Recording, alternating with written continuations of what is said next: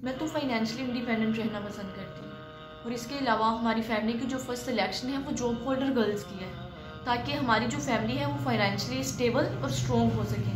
हम अपनी बेटी का वहाँ रिश्ता बिल्कुल नहीं करते जो लड़का हमारी बेटी को जॉब ही ना करने दे।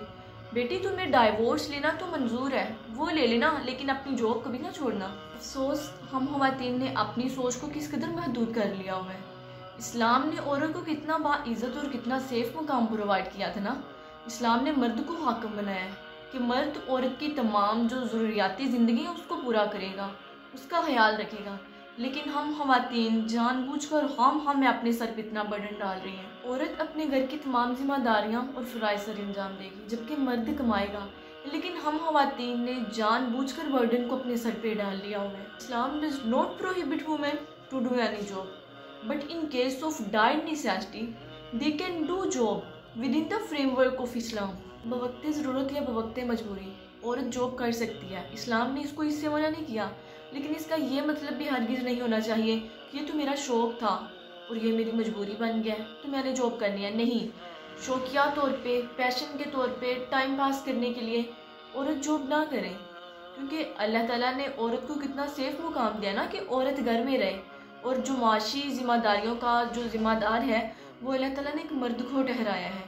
हम ख़वातीन कितनी कम अकल और नादान है ना, जानबूझकर अपने सर पे जिम्मेदारियों के बर्डन डालती हैं।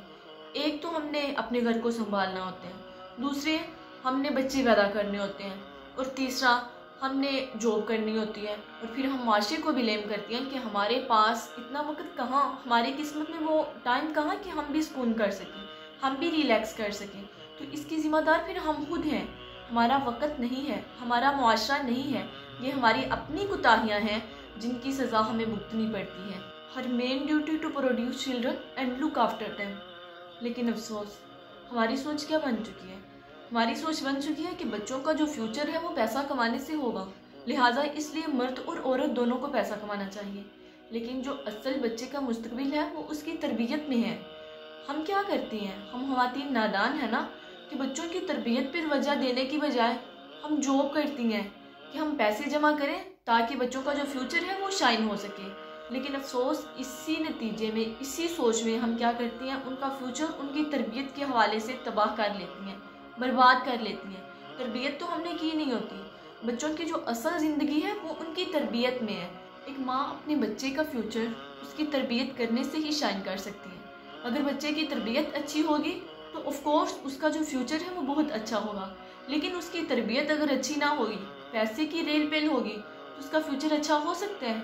बिल्कुल नहीं।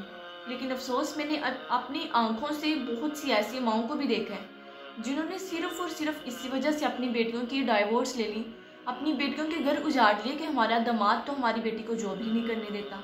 और जो बेटियां होती हैं वो भी फिर फाइनेंशियली इंडिपेंडेंट रहना पसंद करती हैं।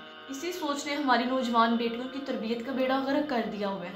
वो डाइवोर्स लेना तो उन्हें मंजूर होता है, वो पसंद करती हैं, लेकिन अपनी जॉब छोड़ना उन्हें पसंद नहीं होता। और ड्यूरिंग रिलेशन सिलेक्शन, मतलब जब रिश्ते की जब सिलेक्शन की जाती है तो उनकी फ़र्स्ट डिमांड ही यही होती है कि हमारी बेटी जॉब नहीं छोड़ेगी, अगर आप इसे जॉब करवाएंगे तो हमें मंजूर, जो सिर्फ़ और सिर्फ माशरे के बिगाड़ का सबब बन सकती है। जब लड़की की पूरी तवज्जो, जब लड़की की सोचों का मरकज़ उसकी जॉब होगी तो अपने घर को कैसे सेटल कर सकती है, अपने घर को कैसे चला सकती है? नतीजा फिर क्या निकलते हैं कि लड़की की जो तमाम जिम्मेदारियाँ होती हैं वो एक साइड पर हो जाती हैं और वो अपने घर को पूरा टाइम नहीं दे पाती, जिसकी वजह से कपल में बहुत से मसाइल पैदा होते हैं, नस्लें तबाह हो जाती हैं, नस्लें बिगड़ जाती हैं।